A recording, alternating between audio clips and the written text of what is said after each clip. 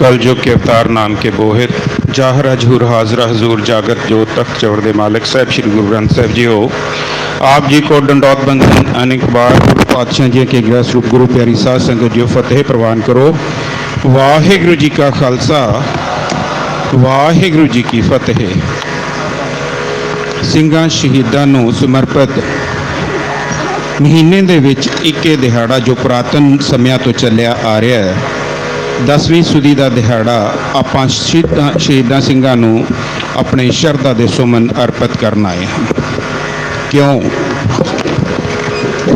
ਸਿੰਘਾਂ ਸ਼ਹੀਦਾਂ ਨੇ ਆਪਣਾ ਨਿੱਜ ਤਿਆਗ ਕੇ ਆਮ ਲੁਕਾਈ ਵਾਸਤੇ, ਸਮਾਜ ਵਾਸਤੇ, ਮਜਲੂਮਾਂ ਵਾਸਤੇ ਆਪਣਾ ਆਪਾ ਵਾਰਿਆ। ਉਪਰੰਤ ਜਿਹੜੇ ਸਿੰਘ ਸ਼ਹੀਦ ਨੇ ਉਹ ਇੱਕ ਐਸੀ ਪਦਵੀ ਨੂੰ ਨਾਮ ਜਪ ਕੇ ਪਹੁੰਚ ਗਏ ਨੇ, ਜਿਵੇਂ ਆਪਾਂ ਸ਼ਬਦ ਸਰਵਣ ਕਰ ਰਹੇ ਸੋ ਸਾਨੂੰ ਤਕੀਦ ਕੀਤੀ ਜਾ ਰਹੀ ਸੀ, ਭਜ ਮਨ ਮੇਰੇ। ਸੋ ਉਹ ਭੱਜ ਕੇ ਪ੍ਰਭੂ ਦਾ ਨਾਮ ਜਪ ਕੇ ਇੱਕ ਐਸੇ ਗਿਆਨ ਅਰ ਗਿਆਤਾ ਦੇ ਪੰਧੀ ਹੋ ਗਏ ਸਨ ਜਿਸ ਵਿੱਚ ਉਹਨਾਂ ਦੀ ਵਲੀਨਤਾ ਸ਼ਬਦ ਦੇ ਵਿੱਚ ਨੇੜੇ ਆ ਗਈ ਸੀ, ਔਰ ਉਹ ਸਮਝ ਚੁੱਕੇ ਸੀ ਕਿ ਅਸਲ ਜੀਵਨ ਸਰੀਰਕ ਜੀਵਨ ਨਹੀਂ ਹੈ, ਅਸਲ ਜੀਵਨ ਆਤਮਿਕ ਜੀਵਨ ਹੈ, ਅਸਲ ਜੀਵਨ ਸਰਗੁਣ ਜੀਵਨ ਨਹੀਂ ਹੈ, ਅਸਲ ਜੀਵਨ ਨਿਰਗੁਣ ਜੀਵਨ ਹੈ। ਇਸੇ ਪ੍ਰਥਾएं ਅੱਜ ਆਪ ਜੀ ਦੇ ਸਨਮੁਖ ਹਨ ਸਿੰਘ ਸਾਹਿਬ ਗਿਆਨੀ ਮਾਨ ਸਿੰਘ ਜੀ, ਜੋ ਕਿਸੇ ਤਾਰੀਫ ਦੇ ਮੁਹਤਾਜ ਨਹੀਂ ਹਨ। ਸਾਬਕਾ ਗ੍ਰੰਥੀ ਸੱਚਖੰਡ ਸ਼੍ਰੀ ਹਰਿਮੰਦਰ ਦਰਬਾਰ ਸਾਹਿਬ ਜੀ ਤੋਂ ਇਹਨਾਂ ਦੇ ਵਿਖਿਆਨ ਦਾ ਢੰਗ ਵੀ ਵਿਲੱਖਣ ਹੈ ਔਰ ਖੋਜ ਵੀ ਵਿਲੱਖਣ ਹੈ। ਆਪਾਂ ਨੇ ਇਹਨਾਂ ਤੋਂ ਅੱਜ ਝੋਲੀਆਂ ਅੱਡ ਕੇ ਉਹੀ ਗਿਆਨ ਦੇ ਮੋਤੀ ਆਪਣੀ ਝੋਲੀਆਂ 'ਚ ਪਾਉਣੇ ਨੇ ਜੋ ਇਹ ਸਿੰਘਾਂ ਸ਼ਹੀਦਾਂ ਪ੍ਰਥਾएं ਲੈ ਕੇ ਸਾਡੇ ਲਈ ਆਏ ਨੇ। ਸੋ ਅਲਪਗ ਜੀਵਾਂ ਸੱਚੇ ਪਾਤਸ਼ਾਹ ਔਰ ਬਾਬਾ ਹਨੂੰਮਾਨ ਸਿੰਘ ਜੀ ਅੱਗੇ ਬੇਨਤੀ ਕਰੀਏ ਕਿ ਜਿਤਨੀ ਦੇਰ ਸਿੰਘ ਸਾਹਿਬ ਸਾਡੇ ਵਿੱਚ ਜਾਂ ਸਾਨੂੰ ਸਿਖਾਉਣ ਹਿੱਤ ਅਸੀਂ ਸਿਖਿਆਰਥੀ ਬਣ ਕੇ ਬੈਠੇ ਰਹੀਏ ਔਰ ਇਹ ਸਾਡੀ ਝੋਲੀਆਂ ਵਿੱਚ ਮੋਤੀ ਪਾਉਂਦੇ ਰਹਿਣ, ਉਤਨੀ ਦੇਰ ਸਾਡੀਆਂ ਬਿਰਤੀਆਂ ਸਾਵਧਾਨ ਇਕਾਗਰ ਚੀਤ ਰੱਖਣਾ ਤਾਂ ਜੋ ਇਹਨਾਂ ਦਾ ਇੱਥੇ ਆਇਆਂ ਦਾ ਸੰਪੂਰਨਤਾ ਲਾਹਾ ਆਪਾਂ ਪ੍ਰਾਪਤ ਕਰ ਸਕੀਏ। ਜੀ ਸਿੰਘ ਸਾਹਿਬ ਜੀ ਔਰ ਆਪ ਜੀ ਵਿੱਚ ਨਾ ਖਲੋਂਦਾ ਹੋਇਆ ਖਿਮਾ ਦਾ ਜਾਚਕਾਂ ਜੀ ਫਤਿਹ ਪ੍ਰਵਾਨ ਕਰੋ। ਵਾਹਿਗੁਰੂ ਜੀ ਕਾ ਖਾਲਸਾ ਵਾਹਿਗੁਰੂ ਜੀ ਕੀ ਫਤਿਹ। ਸਤਨਾਮ ਵਾਹਿਗੁਰੂ ਸਾਹਿਬ ਜੀ।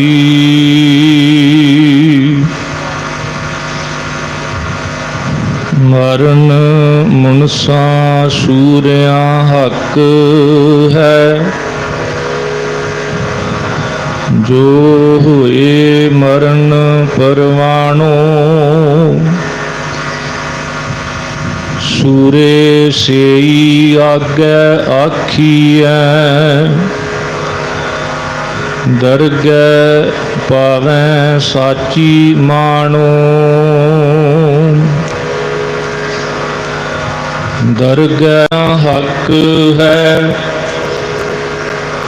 ਜੋ ਹੋਏ ਮਰੈ ਪਰਵਾਣੋ।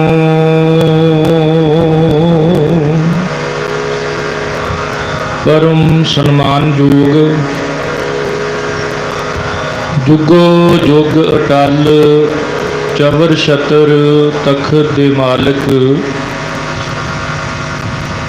ਦਸਾਂ ਪਾਤਸ਼ਾਹੀਆਂ ਦੀ ਜੋਤ, ਰੱਬੀ ਗਿਆਨ ਦੇ ਸਾਗਰ, ਸਰਬ ਕਲਾ ਸਮਰੱਥ ਸਾਹਿਬ ਸਤਿਗੁਰੂ ਸ਼੍ਰੀ ਗੁਰੂ ਗ੍ਰੰਥ ਸਾਹਿਬ ਪਾਤਸ਼ਾਹ ਜੀ ਦੀ ਪਾਵਨ ਹਜ਼ੂਰੀ ਅੰਦਰ ਸੁਭਾਏਮਾਨ ਜੁੜ ਬੈਠੀ ਗੁਰੂ ਪਿਆਰੀ ਗੁਰੂ ਸਵਾਰੀ ਸਾਧ ਸੰਗਤ ਜੀਓ,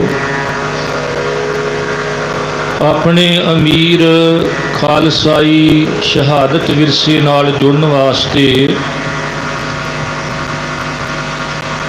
ਹਰ ਮਹੀਨੇ ਦੀ ਤਰ੍ਹਾਂ ਇਸ ਦਿਨ ਵੀ ਆਪ ਜੀ ਗੁਰੂ ਚਰਨਾਂ ਵਿੱਚ ਗੁਰੂ ਸੰਗਤ ਦੀ ਜੁਗਤ ਦੁਆਰਾ ਜੁੜ ਬੈਠੇ ਹੋ।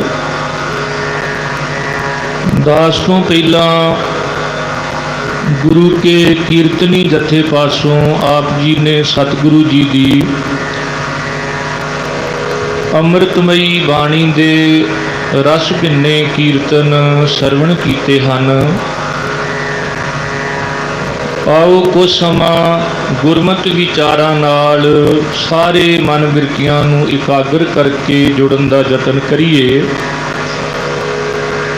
कोई भी रसना वांझी ना रहे, सारे प्यार सहित अदब सहित गुरु फतेह प्रवान करो। आखो जी वाहिगुरु जी का खालसा वाहिगुरु जी की फतेह। गुरु नानक जोत ने 10 जामे धारण करके मनुखता दे उपर बहुत पर उपकार अनेकां बख्शिशां कीतियां ने। विछड़े हुए जीव नूं परमात्मा नाल जोड़ना, अणख गैरत अते स्वैमान भरपूर जिंदगी जिउण दा ढंग तरीका सतगुरु जी ने बख्शिया है। 1469 तो लैके 1708 का यह समा, जिसनूं विद्वानां ने गुरबाणी युग भी कहा। शांतमई शहादतां नूं देख के कुर्बानी युग भी कहा कि जदों जंगां युद्धां दे राही जुझारू शहादतां प्राप्त होईयां,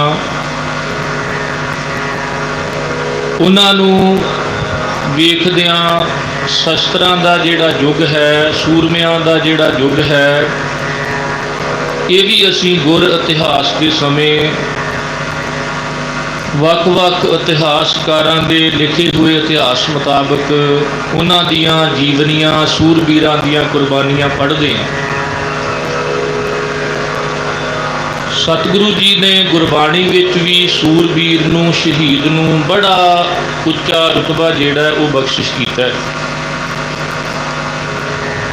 क्योंकि असल विच सूरबीरता है किसी आदर्श नूं अपनी जिंदगी दे विच कायम रखना। हुण मालिक ने जिस खित्ते विच, जिस घराने विच सानूं जन्म दिता है, उत्थे असीं अपने धर्म विच, अपने उन्हां सिੱਖੀ संस्कारां दे विच परिपक्क रह सकीए। गरीब नवाज जी ने नाम सिमरन भगती विच जिहड़े गणूंद ने, उन्हां नूं भी सूरमियां दा दर्जा जिहड़ा वो बख्शिश कीता है। 5 खंड सतगुरु जी ने जपजी साहिब विच बयान कीते ने। धर्म खंड तो सतगुरु जी शुरुआत करते ने ते फिर अगली गल स्पष्ट की कि धर्म उत्थे कायम रहेगा जिथे मनुख कोल धर्म का ज्ञान होवेगा। दूसरा खंड ज्ञान खंड है ते ज्ञान सानू ये सोझी बख्शिश करता है कि साड़ी जिंदगी दे विच परिश्रम उद्यम बड़ा जरूरी है। शरीरक तौर पर असी कोई किरत करिए, उद्यम करेंदियां जियो तू कमावंदियां सुख पुंच, ध्यानदियां तू प्रभु मिल, नानक उतरी चिंत। तीसरा खंड श्रम खंड है, जिहदा भाव है उद्यम करना, शरीरक तौर पर किरत का उद्यम ते अध्यात्मक तौर पर उद्यम करे भल के प्रभाती, इशनान करे अमृतसर नहावै, जां सगल उद्यम मैं उद्यम भला, हर को नाम जपो जी सदा। जदों मनुख तीसरे खंड तक पहुँचता है तो सचखंड तो पहला एक खंड होर है जिन्हों कर्म खंड कहा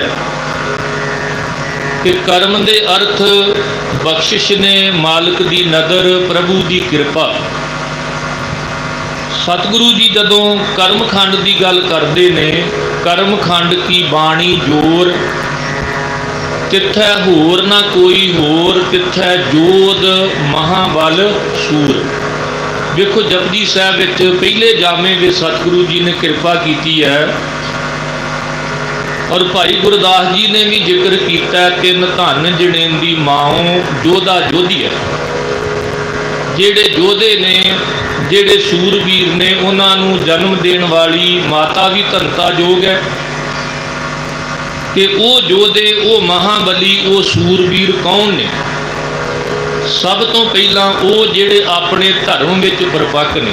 ਕਿਉਂਕਿ ਕੋਈ ਕਾਇਰ, ਬੁੱਝਦਿਲ, ਕਮਜ਼ੋਰ ਬੰਦਾ ਜਿਹੜਾ ਨਾ, ਉਹਦੀ ਜ਼ਿੰਦਗੀ ਵਿੱਚ ਥੋੜਾ ਜਿਹਾ ਦੁੱਖ ਆਵੇ, ਥੋੜੀ ਜਿਹੀ ਪੀੜਾ ਆਵੇ, ਤੇ ਕਈ ਵਾਰ ਬੰਦਾ ਧਰਮ ਨੂੰ ਤਿਆਗਣ ਵਾਸਤੇ ਤਿਆਰ ਹੋ ਜਾਂਦਾ ਹੈ। ਤੇ ਜਦੋਂ ਅਸੀਂ ਸ਼ਹੀਦ ਲਫ਼ਜ਼ ਦੀ ਪਰਿਭਾਸ਼ਾ ਵੇਖਾਂਗੇ, ਭਾਵੇਂ ਕਿ ਅਰਬੀ ਭਾਸ਼ਾ ਦਾ ਇਹ ਸ਼ਬਦ ਹੈ ਜਿਹਦਾ ਅਰਥ ਹੈ ਸਾਖੀ ਭਰਨਾ, ਗਵਾਹੀ ਦੇਣਾ। ਕਿਉਂਕਿ ਸ਼ਹੀਦ ਸੰਸਾਰ ਦੀ ਸ਼ਮਾ ਨੂੰ ਰੋਸ਼ਨ ਕਰਨ ਵਾਸਤੇ ਆਪਣੀ ਚਰਬੀ ਢਾਲ ਕੇ, ਆਪਣੇ ਲਹੂ ਮਿੱਝ ਦਾ ਤੇਲ ਪਾ ਕੇ ਸੰਸਾਰ ਦੀਆਂ ਉੱਚਤਮ ਰਾਹਾਂ ਨੂੰ ਰਚਨਾਉਂਦਾ ਹੈ ਤੇ ਮਨੁੱਖਤਾ ਨੂੰ ਅੰਧਕਾਰ, ਅਗਿਆਨਤਾ ਵਿੱਚ ਠੇਡੇ ਖਾਣ ਤੋਂ ਬਚਾ ਕੇ ਇੱਕ ਐਸੀ ਗਵਾਹੀ ਦੇ ਜਾਂਦਾ, ਇੱਕ ਐਸੀ ਸ਼ਹਾਦਤ ਦੇ ਜਾਂਦਾ, ਸਾਖੀ ਭਰ ਜਾਂਦਾ ਹੈ ਕਿ ਮਨੁੱਖੀ ਹੱਕਾਂ ਲਈ, ਸੱਚ ਧਰਮ ਲਈ, ਕਿਸੇ ਆਦਰਸ਼ ਵਾਸਤੇ ਮੈਂ ਆਪਣੀ ਜਾਨ ਤੱਕ ਕੁਰਬਾਨ ਕਰ ਸਕਦਾ। ਗ੍ਰੀਕ ਵਾਸੀਆਂ ਨੇ ਭਾਵੇਂ ਸ਼ਹੀਦ ਲਫ਼ਜ਼ ਦੀ ਵਰਤੋਂ ਸਭ ਤੋਂ ਪਹਿਲਾਂ ਉਸ ਵੇਲੇ ਕੀਤੀ ਜਦੋਂ ਉਹਨਾਂ ਨੇ ਯਹੂਦੀਆਂ ਨੂੰ ਪਾਰਸੀਆਂ ਦੇ ਹੱਥੋਂ ਆਪਣੇ ਹੱਕਾਂ ਲਈ ਕੁਰਬਾਨ ਹੁੰਦਿਆਂ ਤੱਕਿਆ। ਤੇ ਗੱਲ ਚੱਲ ਰਹੀ ਸੀ ਧਰਮ ਦੀ। ਈਸਾਈ ਧਰਮ ਦੇ ਅੰਦਰ ਇਹ ਗੱਲ ਮੰਨੀ ਜਾਂਦੀ ਹੈ ਕਿ ਜਿਹੜਾ ਮਨੁੱਖ ਧਰਮ ਤਿਆਗਣ ਦੀ ਜਗ੍ਹਾ ਮੌਤ ਨੂੰ ਚੁਣ ਲਵੇ ਉਹ ਸ਼ਹੀਦ ਹੈ। ਬੜੀ ਵੱਡੀ ਗੱਲ ਹੈ ਕਿ ਤੁਹਾਡੇ ਸਾਹਮਣੇ ਘਰ ਵਿੱਚ ਗਰੀਬੀ ਆਵੇ, ਦੁੱਖ ਆਵੇ, ਲੰਮੀ ਬਿਮਾਰੀ ਆਵੇ, ਗਵਾਂਢੀ ਵੀ, ਆਸ-ਪਾਸ ਦੇ ਲੋਕ ਕਹਿਣ ਵੀ ਹੁਣ ਤੁਹਾਡੇ ਬਚਣ ਦਾ, ਸਾਨੂੰ ਕੋਈ ਬਚਣ ਦੀ ਉਮੀਦ ਨਹੀਂ, ਤੇ ਬੰਦਾ ਫਿਰ ਵੀ ਆਖੇ ਵੀ ਮੈਂ ਕਿਤੇ ਹੋਰ ਨਹੀਂ ਜਾਣਾ, ਮੈਂ ਇੱਕੋ ਪ੍ਰਣ ਕੀਤਾ ਹੋਇਆ, ਜੇ ਸੁਖ ਦੇ ਤਾਂ ਤੁਝੈ ਅਰਾਧੀ, ਦੁੱਖ ਵੀ ਤੁਝੈ ਧਿਆਈ, ਜੇ ਭੁੱਖ ਦੇ ਤਾਂ ਇਤ ਹੀ ਰਾਜਾਂ, ਦੁੱਖ ਵਿੱਚ ਸੁਖ ਮਨਾਈ। ਸੱਚਮੁੱਚ ਉਹ ਮਨੁੱਖ ਸ਼ਹੀਦ ਹੈ ਜਿਹੜਾ ਕਿਸੇ ਆਦਰਸ਼ ਦੀ ਖਾਤਰ ਆਪਣੀ ਜਾਨ ਕੁਰਬਾਨ ਕਰ ਜਾਂਦਾ ਹੈ, ਪਰ ਆਪਣੀ ਜ਼ਿੰਦਗੀ ਦੇ ਵਿੱਚੋਂ ਧਰਮ ਨੂੰ ਤਲਾਂਜਲੀ ਨਹੀਂ ਦਿੰਦਾ। ਕਿਉਂਕਿ ਮਨੁੱਖਾ ਜੀਵਨ ਜਿਹੜਾ ਹੈ, ਇਹਨਾਂ ਸਰੀਰਾਂ ਦੇ ਵਿੱਚ ਜਾਨ ਪੈਂਦੀ ਹੈ ਤੇ ਜਾਨ ਨਿਕਲਦੀ ਹੈ। ਇਹ ਕੋਈ ਅਨਹੋਣੀ ਜਾਂ ਅਚਰਜ ਗੱਲ ਨਹੀਂ, ਕਿਸੇ ਕਵੀ ਦੇ ਬੋਲ ਨੇ। ਇਹ ਜਾਂ ਤੋਂ ਆਤੀ ਜਾਤੀ ਹੈ, ਇਸ ਜਾਂ ਕੀ ਤੋਂ ਕੋਈ ਬਾਤ ਨਹੀਂ। ਕਈ ਵਾਰ ਸਰੀਰਾਂ ਵਿੱਚ ਜਾਨ ਪਈ ਤੇ ਕਈ ਵਾਰ ਸਰੀਰਾਂ ਵਿੱਚੋਂ ਜਾਨ ਨਿਕਲੀ। ਇਸ ਜਾਂ ਕੀ ਤੋਂ ਕੋਈ ਬਾਤ नहीं, ये जान तो आती जाती है, जिस धज से कोई मकतल में गया वो शान सलामत रहती है। पर बंदा जिस जुरत नाल, जिस शान नाल, जिस सज धज दे नाल किसी कतलगाह विच, किसी शहादत गाह विच गया होवे, वो शान जिहड़ी है वो सदियां तक भाव सदीव काल लई कायम रहिंदी है। बहुते लोग दुनिया विच आउंदे ने, आया गया मोया नाम, नाम जिन्ना सुल्तान खान होंदे डिठे थे। जिस जगह था चमका जलसा और खुसरो का महल, चंद कब्रों के सिवा अब तो कुछ भी नहीं। गूंजते थे जिनके डंकों से जमीनों आसमां, दौर खामोशी का हूं नहा कुछ भी नहीं। पर जेड़ा थोड़ चिर लई जीविया, पर किसी आदर्श लई, किसी मनोरथ लई उन्हें अपना आप कुर्बान किया, चाहे वो शांतमई शहादत होवे ते चाहे वो जूझ के शहीद होया होवे, असी कहने आ वो सदा लई अमर हो गया। ते मेरे सतगुरु जी ने वेखो सचखंड विच निरंकार दा वासा दस्या। जे आपां इन्हां पंजां खंडां नूं पंज अवस्थावां मन लईए कि बंदा धर्म खंड तो शुरू करदा है, जिंदगी विच ज्ञान आवे। कबीरा जहाँ ज्ञान है धर्म है, जहाँ ज्ञान तै धर्म है। धर्म उत्थे है जिथे धर्म का ज्ञान है। ਕਿ ਜਦੋਂ ਸਾਡੇ ਕੋਲ ਧਰਮ ਦਾ ਗਿਆਨ ਨਹੀਂ, ਖਿਮਾ ਕਰਨਾ, ਉਹ ਕਰਮ ਕਾਂਡ, ਉਹ ਵਹਿਮ ਭਰਮ ਤੇ ਹੋ ਸਕਦੇ ਨੇ, ਉਹ ਧਰਮ ਨਹੀਂ। ਅੱਜ ਬਹੁਤਾਤ ਗਿਣਤੀ ਵਿੱਚ ਲੋਕ ਅਗਿਆਨਤਾ ਨੂੰ, ਅਧਰਮ ਨੂੰ, ਵਹਿਮਾਂ ਭਰਮਾਂ ਨੂੰ ਹੀ ਧਰਮ ਸਮਝੀ ਬੈਠੇ।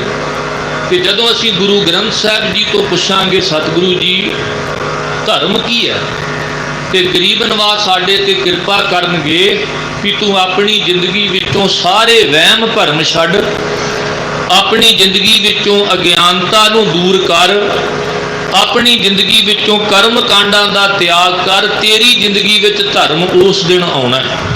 ਇਹ ਗੁਰੂ ਗ੍ਰੰਥ ਸਾਹਿਬ ਜੀ ਦੇ ਬਚਨ ਨੇ। ਤਜ ਸਭ ਭਰਮ, ਇਹ ਨਹੀਂ ਵੀ ਇੱਕ ਦੋ, ਸਾਰੇ ਭਰਮ ਛੱਡ ਦੇ।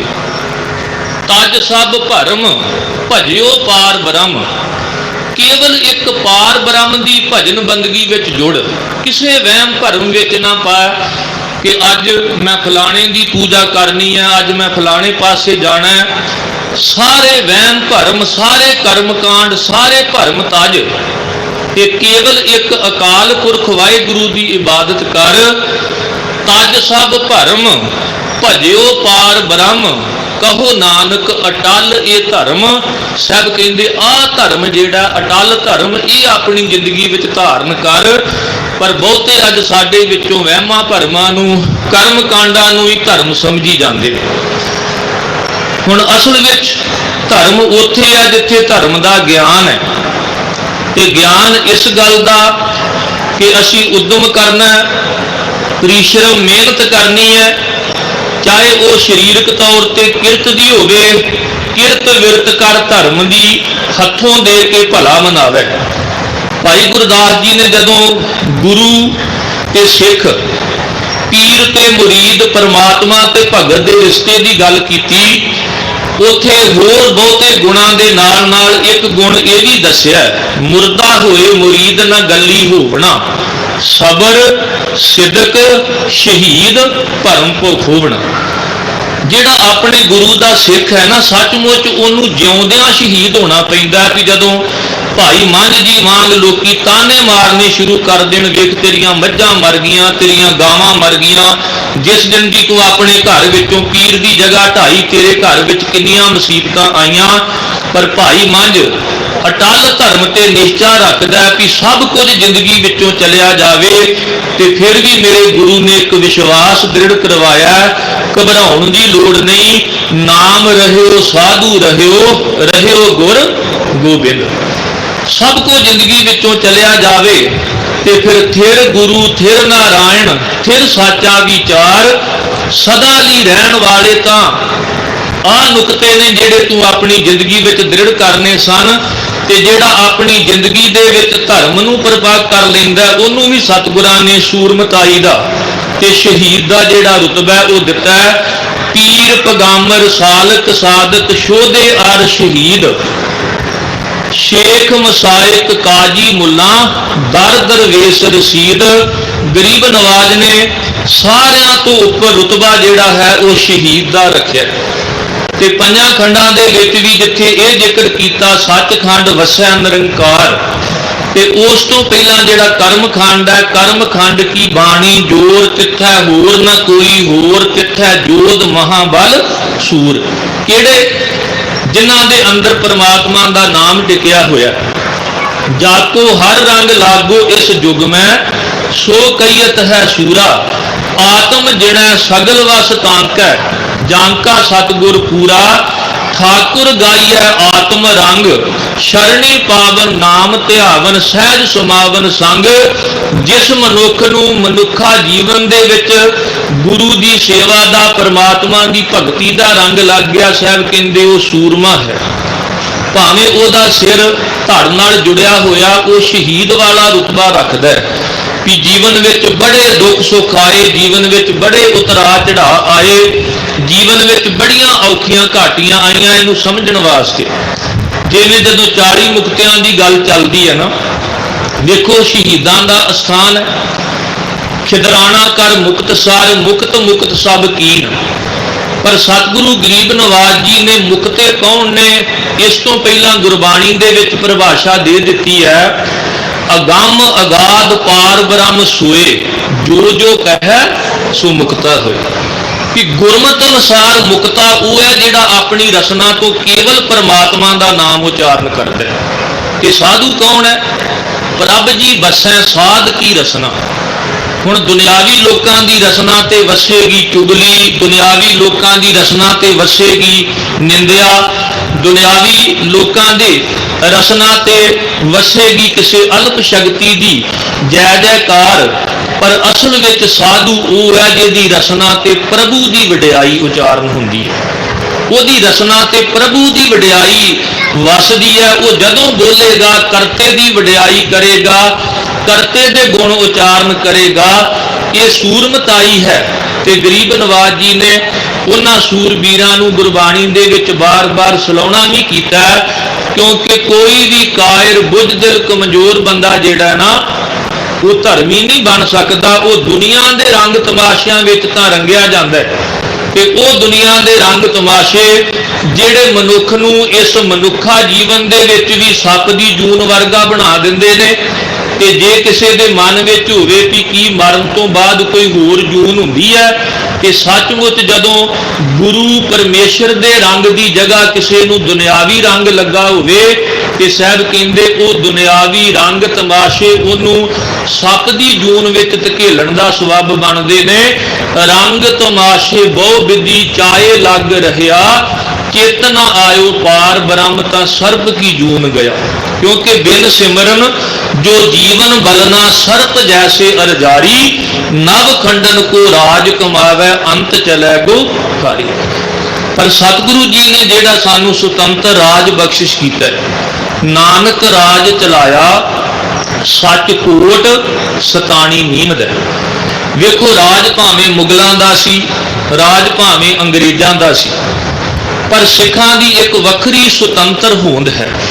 ਸਤਿਗੁਰੂ ਜੀ ਨੇ ਜਿਹੜਾ ਅਧਿਆਤਮਕ ਰਾਜ ਬਖਸ਼ਿਸ਼ ਕੀਤਾ ਨਾ, ਉਹਦੇ ਵਿੱਚ ਸੱਚ ਦਾ ਕਿਲਾ ਹੈ, ਤੇ ਬੜੀ ਸਤਾਣੀ ਬਲ ਵਾਲੀ ਇਸ ਰਾਜ ਦੀ ਨੀਂਹ ਹੈ, ਜਿਹੜੀ ਜੁਗੋ ਜੁਗ ਅਟਲ।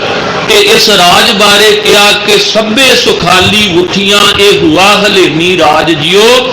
ਤੇ ਜਦੋਂ ਸਤਿਗੁਰੂ ਜੀ ਨੇ ਕਿਰਪਾ ਕਰਕੇ ਆਪਣੇ ਸਿੱਖਾਂ ਨੂੰ ਬਾਬਾ ਬੰਦਾ ਸਿੰਘ ਬਹਾਦਰ ਦੇ ਰੂਪ ਵਿੱਚ, ਸ਼ੇਰੇ ਪੰਜਾਬ ਮਹਾਰਾਜਾ ਰਣਜੀਤ ਸਿੰਘ ਹੋਣਾ ਦੇ ਰੂਪ ਵਿੱਚ ਰਾਜ ਭਾਗ ਬਖਸ਼ਿਸ਼ ਕੀਤਾ, ਤੇ ਉਸ ਰਾਜ ਭਾਗ ਦੇ ਵਿੱਚ ਵੀ ਬਰਾਬਰਤਾ ਸੀ।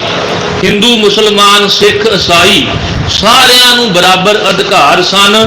ਤੇ ਉੱਥੇ ਆਪਣੇ ਆਪ ਨੂੰ ਮਨਫੀ ਕਰਕੇ ਸਤਿਗੁਰੂ ਦੇ ਨਾਮ ਦੀ ਵਡਿਆਈ ਵਾਲੇ ਜਿਹੜੇ ਸਿੱਕੇ ਸਨ ਉਸ ਰਾਜ ਭਾਗ ਦੇ ਦੌਰਾਨ ਚਲਾਏ ਗਏ। ਤੇ ਇਹ ਸਾਰੀਆਂ ਬਖਸ਼ਿਸ਼ਾਂ, ਸਾਰੀਆਂ ਰਹਿਮਤਾਂ ਜਿਹੜੀਆਂ ਇਹ ਸਤਿਗੁਰੂ ਸਾਹਿਬ ਜੀ ਦੀਆਂ ਬਖਸ਼ਿਸ਼ ਹੋਈਆਂ ਮੰਨੀਆਂ ਗਈਆਂ।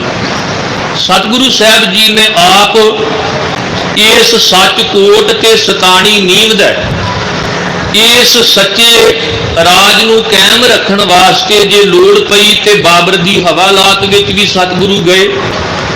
ਹੋ ਸਕਦਾ ਜੇ ਬਾਬਰ ਨਾ ਸਮਝਦਾ ਤੇ ਸ਼ਹਾਦਤ ਗੁਰੂ ਨਾਨਕ ਸਾਹਿਬ ਜੀ ਦੇ ਵੇਲੇ ਵੀ ਹੋ ਸਕਦੀ ਸੀ।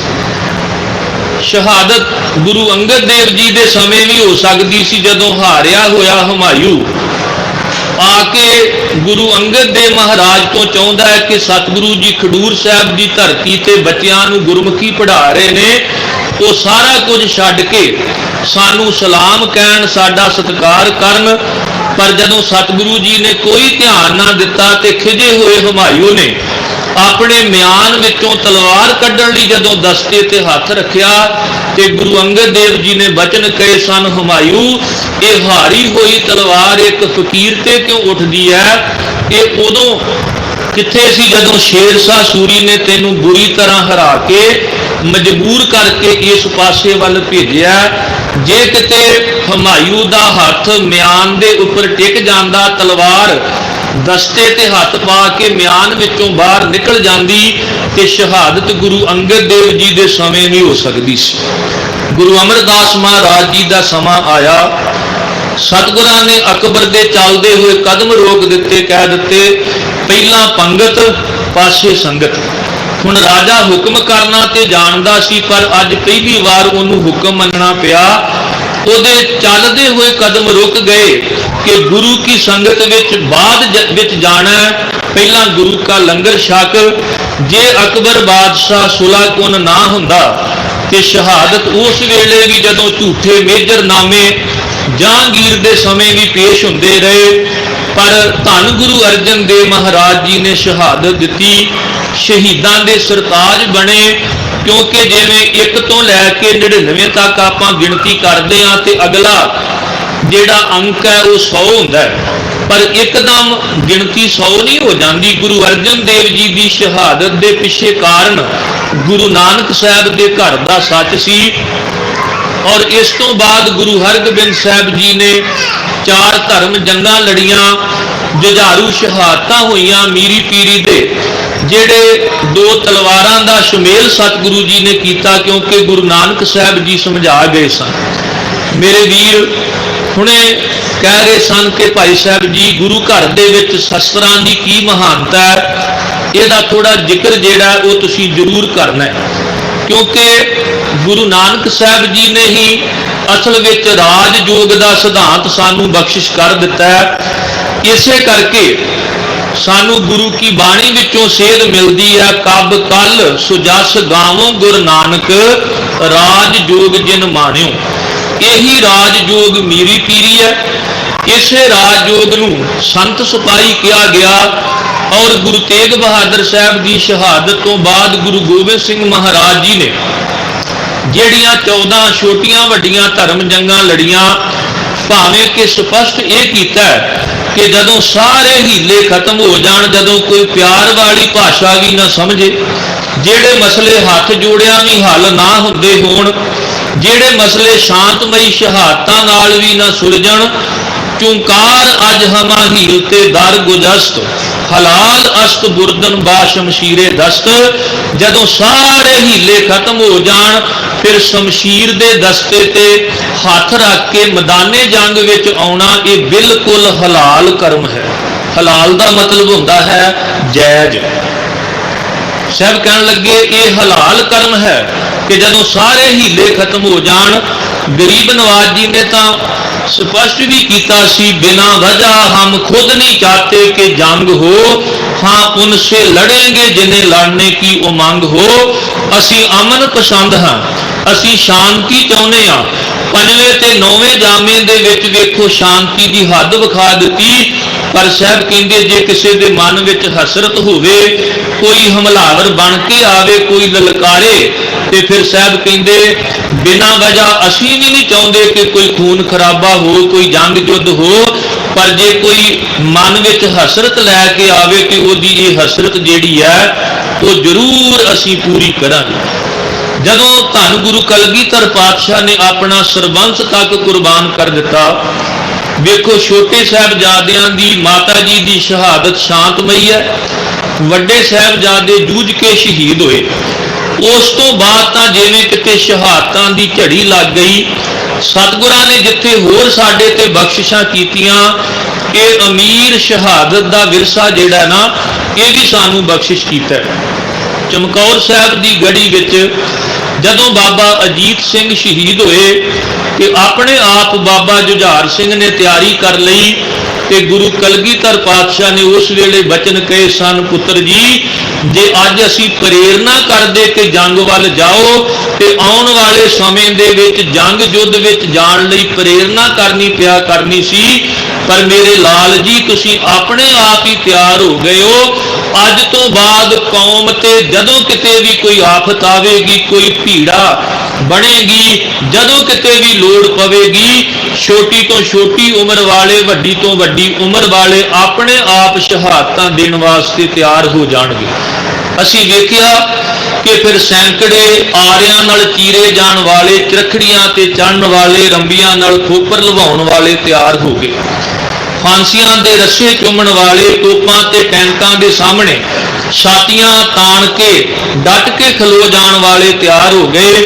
ਤੇ ਜਦੋਂ ਗੱਲ ਅਸੀਂ ਸ਼ਸਤਰਾਂ ਦੀ ਕਰਾਂਗੇ ਤੇ ਸੱਚਮੁੱਚ ਗੁਰੂ ਤੇਗ ਬਹਾਦਰ ਸਾਹਿਬ ਜਿਹੜੇ ਤੇਗ ਚਲਾਉਣ ਵਿੱਚ ਵੀ ਬਹਾਦਰ ਸਨ, ਤੇ ਉਹਨਾਂ ਨੇ ਚਾਂਦਨੀ ਚੌਕ ਵਿਖੇ ਆਪਣੇ ਮਾਨੋ ਇਸ ਧੜ ਤੋਂ ਸ਼ੀਸ਼ ਨੂੰ ਜੁਦਾ ਕਰਾ ਕੇ ਤੇਗ ਸਹਾਰ ਕੇ ਵੀ ਦੱਸ ਦਿੱਤਾ, ਤੇ ਇੱਕ ਚਾਦਰ ਬਣ ਕੇ ਇਥੋਂ ਦੇ ਮਜਲੂਮਾਂ ਦਾ ਉਹ ਪਰਦਾ ਕੱਜ ਗਏ।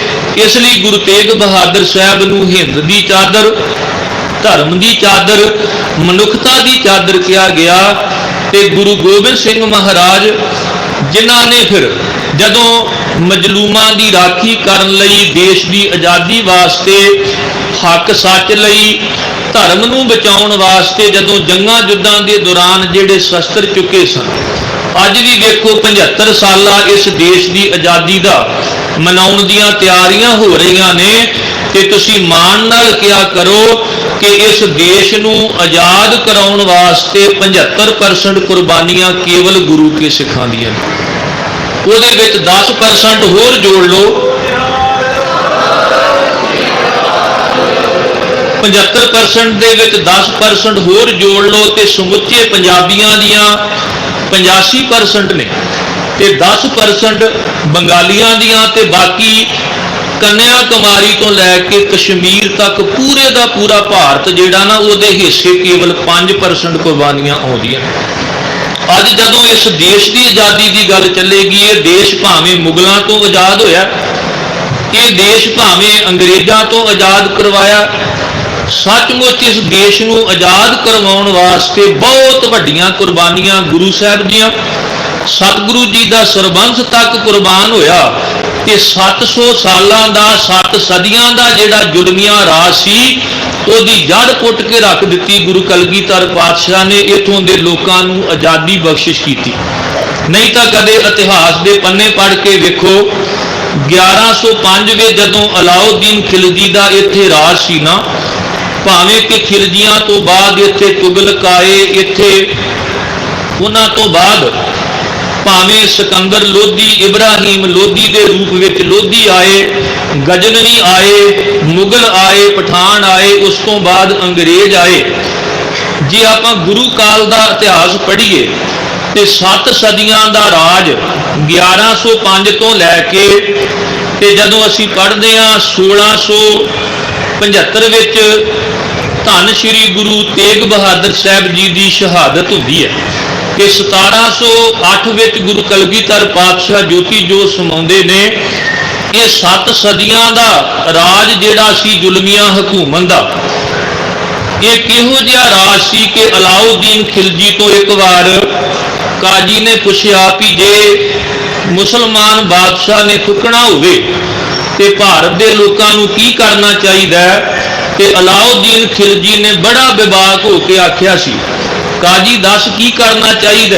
ਤੇ ਕਾਜੀ ਕਹਿਣ ਲੱਗਾ, ਜੀ ਹਿੰਦੁਸਤਾਨ ਦੇ ਲੋਕ ਧਰਤੀ ਦੀ ਨਿਆਈ ਨੇ, ਜਦੋਂ ਵੀ ਮੁਗਲ ਬਾਦਸ਼ਾਹ ਨੇ ਥੁੱਕਣਾ ਹੋਵੇ ਤੇ ਇੱਥੋਂ ਦੇ ਲੋਕਾਂ ਨੂੰ ਆਪਣਾ ਮੂੰਹ ਅੱਗੇ ਕਰ ਦੇਣਾ ਚਾਹੀਦਾ। ਅੰਗਰੇਜ਼ਾਂ ਦੇ ਰਾਜ ਸਮੇਂ ਵੀ ਕਿਹਾ ਜਾਂਦਾ ਸੀ ਕਿ ਉਹਨਾਂ ਦੀਆਂ ਜਿਹੜੀਆਂ ਮੁੱਖ ਸੰਸਥਾਵਾਂ ਨੇ ਨਾ, ਕਿ ਉੱਥੇ ਬਾਕੀ ਲੋਕ ਤਾਂ ਜਾ ਸਕਦੇ ਨੇ, ਪਰ ਇੰਡੀਅਨ ਤੇ ਡੌਗਜ ਉਹਨਾਂ ਨੂੰ ਆਗਿਆ ਨਹੀਂ ਸੀ ਜਾਣ ਦੀ। ਆ ਦੇਸ਼ ਜਿਹੜਾ ਆਜ਼ਾਦ ਹੋਇਆ ਨਾ ਮੁਗਲਾਂ ਤੋਂ ਚਾਹੇ ਅੰਗਰੇਜ਼ਾਂ ਤੋਂ, ਬੜੀਆਂ ਵੱਡੀਆਂ ਕੁਰਬਾਨੀਆਂ, ਔਰ ਇਸ ਗੱਲ ਤੇ ਤੁਸੀਂ ਮਾਣ ਕਰਿਆ ਕਰੋ, ਫਖਰ ਕਰਿਆ ਕਰੋ। ਜਦੋਂ ਗੱਲ ਸ਼ਸਤਰਾਂ ਦੀ ਚੱਲੀ, ਸਤਿਗੁਰੂ ਗੁਰੂ ਗੋਬਿੰਦ ਸਿੰਘ ਮਹਾਰਾਜ ਜੀ ਦੇ ਸ਼ਸਤਰ ਜਦੋਂ ਇੰਗਲੈਂਡ ਤੋਂ ਵਾਪਸ ਆਏ ਤੇ ਉਸ ਸਮੇਂ ਭਾਰਤ ਦੇ ਪ੍ਰਧਾਨ ਮੰਤਰੀ ਸ਼੍ਰੀ ਲਾਲ ਬਹਾਦਰ ਸ਼ਾਸਤਰੀ ਸਨ। ਸ਼ਸਤਰਾਂ ਦਾ ਸਵਾਗਤ ਕਰਨ ਵਾਸਤੇ ਭਾਰਤ ਸਰਕਾਰ ਵੱਲੋਂ ਪ੍ਰਧਾਨ ਮੰਤਰੀ ਉਚੇਚੇ ਤੌਰ ਤੇ ਪਾਲਮ 에ਅਰਪੋਰਟ, ਉਸ ਵੇਲੇ ਇੰਟਰਨੈਸ਼ਨਲ 에ਅਰਪੋਰਟ ਸੀ, ਉੱਥੇ ਪਹੁੰਚੇ। ਤੇ ਇੱਧਰ ਸ਼੍ਰੋਮਣੀ ਗੁਰਦੁਆਰਾ ਪ੍ਰਬੰਧਕ ਕਮੇਟੀ ਵੱਲੋਂ ਤਖਤ ਸ੍ਰੀ ਕੇਸਗੜ੍ਹ ਸਾਹਿਬ ਦੇ ਸਤਿਕਾਰਯੋਗ ਸਿੰਘ ਸਾਹਿਬ ਗਿਆਨੀ ਸ਼ਰਮ ਸਿੰਘ ਜੀ ਸ਼ਰਮ, ਜੋ ਸਾਡੇ ਗੁਰਦਾਸਪੁਰ ਜ਼ਿਲ੍ਹੇ ਦੇ ਪਿੰਡ ਨਗਰ ਕਾਦੀਆਂ ਦੇ ਰਹਿਣ ਵਾਲੇ ਸਨ। ਕਈ ਵਾਰ ਉਹਨਾਂ ਦੇ ਪਰਿਵਾਰ ਕੋਲੋਂ ਵੀ ਅਸੀਂ ਇਹ ਇਤਿਹਾਸ ਸਰਵਣ ਕਰਦੇ ਹਾਂ। ਗਿਆਨੀ ਸ਼ਰਮ ਸਿੰਘ ਜੀ ਸ਼ਰਮ, ਉਹ ਜਿੱਥੇ ਸਤਿਕਾਰਯੋਗ ਜਥੇਦਾਰ ਸਿੰਘ ਸਾਹਿਬ ਸਨ, ਉੱਥੇ ਉਹ ਬੜੇ ਵੱਡੇ ਕਵੀ ਵੀ ਸਨ। ਜਦੋਂ ਉਹਨਾਂ ਨੇ ਵੇਖਿਆ ਕਿ ਜਦੋਂ ਗੁਰੂ ਕਲਗੀਧਰ ਪਾਤਸ਼ਾਹ ਦੇ ਸ਼ਸਤਰ ਇੰਗਲੈਂਡ ਤੋਂ ਵਾਪਸ ਆਏ ਤੇ ਜਹਾਜ਼ ਤੋਂ ਉਤਾਰ ਕੇ ਪਾਲਕੀ ਸਾਹਿਬ ਦੇ ਵਿੱਚ ਸ਼ੋਭਿਤ ਕਰਨੇ ਸਨ, ਭਾਰਤ ਦੇ ਵੱਖ-ਵੱਖ ਖਿੱਤਿਆਂ ਦੇ ਵਿੱਚ ਸ਼ਸਤਰਾਂ ਦੇ ਦਰਸ਼ਨ ਕਰਵਾ ਕੇ ਉਪਰੰਤ ਤਖਤ ਸ੍ਰੀ ਕੇਸਗੜ੍ਹ ਸਾਹਿਬ ਵਿਖੇ ਲਿਆ ਕੇ ਸੁਸ਼ੋਭਿਤ ਕਰਨੇ ਸਨ। ਭਾਰਤ ਦੇ ਪ੍ਰਧਾਨ ਮੰਤਰੀ ਲਾਲ ਬਹਾਦਰ ਸ਼ਾਸਤਰੀ ਨੇ ਸਤਿਗੁਰੂ ਗੁਰੂ ਕਲਗੀਧਰ ਪਾਤਸ਼ਾਹ ਦੇ ਇੱਕ ਇੱਕ ਸ਼ਸਤਰ ਨੂੰ ਆਪਣੇ ਹੱਥਾਂ ਵਿੱਚ ਲੈ ਕੇ ਆਪਣੇ ਮੱਥੇ ਨਾਲ ਲਾ ਕੇ ਹੰਝੂ ਕੇਰਦਿਆਂ ਕਿਹਾ ਸੀ ਗੁਰੂ ਕਲਗੀਧਰ ਪਾਤਸ਼ਾਹ, ਜੇ ਉਸ ਵੇਲੇ ਤੁਸੀਂ ਇਹ ਸ਼ਸਤਰ ਨਾ ਚੁੱਕਦੇ ਤੇ ਅੱਜ ਸਾਡੀ ਹੋਂਦ ਜਿਹੜੀ ਹੈ ਉਹ ਦਿਖਾਈ ਨਹੀਂ ਸੀ ਦੇਣੀ। ਮਹਾਕਵੀ ਭਾਈ ਸੰਤੋਖ ਸਿੰਘ ਹੋਣਾ ਵੀ ਲਿਖਿਆ ਹੈ, ਛਾਏ ਜਾਤੀ ਏਕਤਾ ਅਨੇਕਤਾ ਬੁਲਾਏ ਜਾਤੀ, ਹੋਵਤੀ ਕੁਚੀਲਤਾ ਕਤੇਬਨ ਕੁਰਾਨ ਕੀ, पाप ही परपक जाते धर्म तसक जाते वर्ण गर्क जाते, सहत विधान की देवी देवा देहरा संतोख सिंगा दूर होते, मिट जाती रीत कथा वेदन पुराण की, श्री गुरु गोबिंद सिंह पावन पवन सूर, मूर्त ना होती जो पै करुणा निधान की। अज भी असी कहने ये देश देश ना हुंदा जे पिता दशमेश ना हुंदा। साईं बुल्ले शाह ने लिखा, ना कहूँ अब की ना कहूँ कब की, मैं तो बात कहूँ तब की। अगर ना होते गुरु गोबिंद सिंह तो सुनत होती सब की। जदों सतगुरां दे शस्त्र उतार के पालकी साहब विखे सुशोभित करने सन, प्रधानमंत्री ने एक एक शस्त्र अपने हत्थां विच लैके ਉਹਨੂੰ ਮੱਥੇ ਨਾਲ ਲਾਇਆ ਤੇ ਹੰਝੂ ਕੇਰਦਿਆਂ ਕਿਹਾ, ਸਤਿਗੁਰੂ ਜੀ ਜੇ ਉਸ ਵੇਲੇ ਤੁਸੀਂ ਜ਼ੁਲਮ ਦੇ ਖਿਲਾਫ ਇਹ ਸ਼ਸਤਰ ਨਾ ਚੁੱਕਦੇ ਤੇ ਅੱਜ ਸਾਡੇ ਦੇਸ਼ ਦੀ ਸੰਸਕ੍ਰਿਤੀ ਕੁਝ ਹੋਰ ਹੋਣੀ ਸੀ। ਸਿੰਘ ਸਾਹਿਬ ਗਿਆਨੀ ਸ਼ਰਮ ਸਿੰਘ ਹੋਣਾ ਨੇ ਜਦੋਂ ਪ੍ਰਧਾਨ ਮੰਤਰੀ ਨੂੰ ਸ਼ਸਤਰਾਂ ਦਾ ਸਤਿਕਾਰ ਕਰਦਿਆਂ ਤੱਕਿਆ ਤੇ ਉਹ ਕਵੀ ਸਨ, ਉਹਨਾਂ ਨੇ ਰਸਤੇ ਵਿੱਚ ਆਉਂਦਿਆਂ ਆਉਂਦਿਆਂ ਗੁਰੂ ਕਲਗੀਧਰ ਪਾਤਸ਼ਾਹ ਦੇ ਸ਼ਸਤਰਾਂ ਦੇ ਸਤਿਕਾਰ ਵਜੋਂ ਇੱਕ ਕਵਿਤਾ ਉਚਾਰਨ ਕੀਤੀ। उन्होंने अपनी कलम नाल उन्होंने लिखा भी है कि उंज तां दुनिया च बथेरे ने शस्त्र। किसी फैक्ट्री में जाओ शस्त्र बनते हुण तुसीं पैसे दे के शस्त्र खरीद सकते हो, जिन्हें कदे शस्त्र ना पकड़िया होवे विआह समय उन्होंने कई बार लोग धक्के नाल भी शस्त्र फड़ा देंदे, लोग कई बार शौकिया भी अपने घरां विच रखते हैं। उन्होंने लिखा, कहण लगे उंज तां दुनिया च बथेरे ने शस्त्र पर इन्हां विच वाधा है कि तेरे ने शस्त्र। आ जिहड़े शस्त्र जिन्हां दा सत्कार कीता जा रहा ना, इन्हां दी ये वडियाई है कि गुरु कलगीधर पातशाह तुहाडे शस्त्र ने। उंज तां दुनिया च बथेरे ने शस्त्र पर इन्हां विच वाधा है कि तेरे ने शस्त्र। इन्हां शस्त्रां ते हक है सारियां दा, अकल्ले तेरे ना मेरे ने शस्त्र। ये शस्त्र ने नस्त्र गुरु वैद दे, रोगी दे मित्र भलेरे ने शस्त्र। ये शस्त्र ने किसी आदर्श दे लखायक, धर्म दी तुझा दे फरेरे ने शस्त्र। इन्हां शस्त्रां ने शर्म रखी वतन दी, ताइयों पूजदा वतन अज तेरे ने शस्त्र। उत्थे शर्म कवि दा तखलस भी है, क्योंकि ज्ञानी शर्म सिंह शर्म ते शर्म दा अर्थ हिया लाजपत। इन्हां शस्त्रां ने शर्म रखी वतन दी कि ऐस वतन दी शर्म लाज इन्हां शस्त्रां ने रखी सी, इस करके अज इन्हां शस्त्रां दा सत्कार हो रहा है। सचमुच गुरु कलगीधर पातशाह तक शांतमई ते जुझारू शहादतां नूं वेखदिआं जदों भी कोई सिख शहीद होण लगदा ते ओह भाई रतन सिंह जी भंगू ਜਿਹੜੇ ਪ੍ਰਾਚੀਨ ਪੰਥ ਪ੍ਰਕਾਸ਼ ਦੇ ਲਿਖਾਰੀ ਨੇ ਉਹਨਾਂ ਮੁਤਾਬਕ ਇਹ ਤੁਕ ਪੜਿਆ ਕਰਦਾ ਸੀ, ਸਿੱਖਨ ਕਾਜ ਸੋ ਗੁਰੂ ਸਵਾਰੇ, ਸੀਸ ਦੀਏ ਸਣ ਨਿਜ ਪਰਵਾਰੇ, ਹਮ ਕਾਰਨ ਗੁਰ ਕੁਲੈ ਗਵਾਈ, ਹਮ ਕੁਲ ਰਾਖੈ ਕਵਨ ਵਡਾਈ। ਜਦੋਂ ਸ਼ੇਰੇ ਪੰਜਾਬ ਮਹਾਰਾਜਾ ਰਣਜੀਤ ਸਿੰਘ ਦਾ ਰਾਜ, ਕਿਉਂਕਿ ਬਾਕੀ ਸਾਰੇ ਭਾਰਤ ਦੇ ਉੱਪਰ ਅੰਗਰੇਜ਼ਾਂ ਦਾ ਕਬਜ਼ਾ ਹੋ ਚੁੱਕਾ ਸੀ, ਇਹ ਸਮਾਂ ਐਸਾ ਸੀ क्योंकि 1716 ਦੇ ਵਿੱਚ ਬਾਬਾ ਬੰਦਾ ਸਿੰਘ ਬਹਾਦਰ ਦੀ ਸ਼ਹਾਦਤ ਤੋਂ ਬਾਅਦ ਪੱਤਾ ਪੱਤਾ ਸਿੰਘਾਂ ਦਾ ਵੈਰੀ ਬਣਿਆ। ਇਹ ਸਮੇਂ ਦੇ ਦੌਰਾਨ ਭਾਈ ਮਨੀ ਸਿੰਘ ਹੋਣਾ ਦੀ ਸ਼ਹਾਦਤ ਬੰਦ ਕੱਟ ਕੇ ਹੋਈ, ਭਾਈ ਤਾਰੂ ਸਿੰਘ ਹੋਣਾ ਦੀ ਖੋਪੜੀ ਉਤਾਰੀ ਗਈ, ਭਾਈ ਸੁਬੇਗ ਸਿੰਘ ਭਾਈ ਸਾਹਿਬਾਜ਼ ਸਿੰਘ ਜੀ ਚਰਖੜੀ ਤੇ ਚੜੇ, ਭਾਈ ਤਾਰਾ ਸਿੰਘ ਵਾਂ ਜੂਝ ਕੇ ਸ਼ਹੀਦ ਹੋਏ। ਇਸੇ ਲੜੀ ਦੇ ਦੌਰਾਨ ਬਾਬਾ ਦੀਪ ਸਿੰਘ ਹੋਣਾ ਨੇ ਜੁਝਾਰੂ ਸ਼ਹਾਦਤ ਪ੍ਰਾਪਤ ਕੀਤੀ। ਉਸ ਤੋਂ ਬਾਅਦ ਫਿਰ ਮਿਸਲਾਂ ਦਾ ਸਮਾਂ ਆਉਂਦਾ ਹੈ।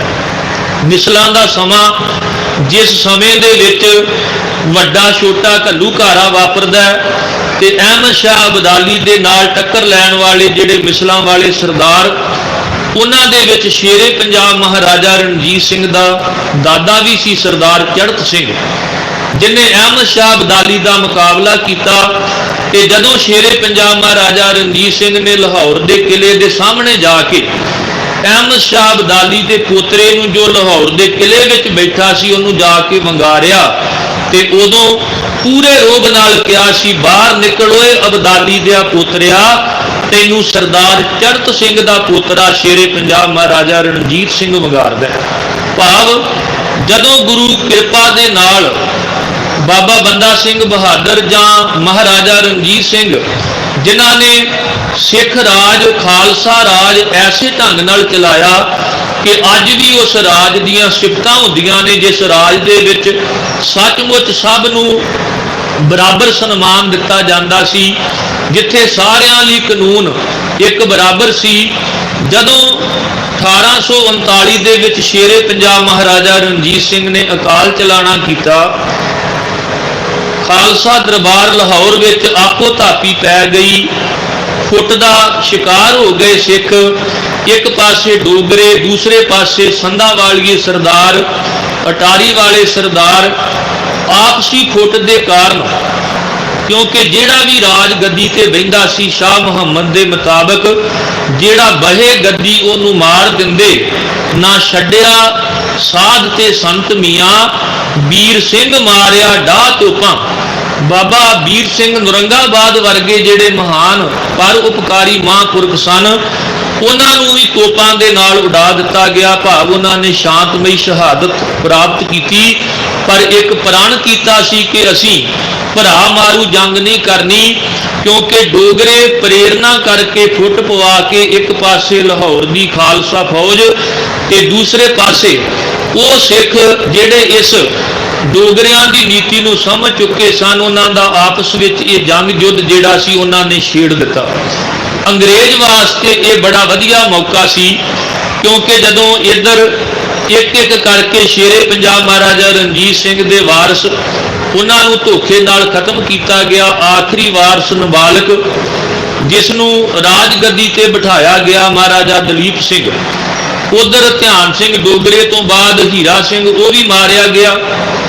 ਤੇ ਮਿਸਰ ਲਾਲ ਸਿੰਘ ਵਜ਼ੀਰ ਬਣਦਾ ਤੇ ਮਿਸਰ ਤੇਜ ਸਿੰਘ ਜਿਹੜਾ ਸੈਨਾਪਤੀ ਬਣਦਾ।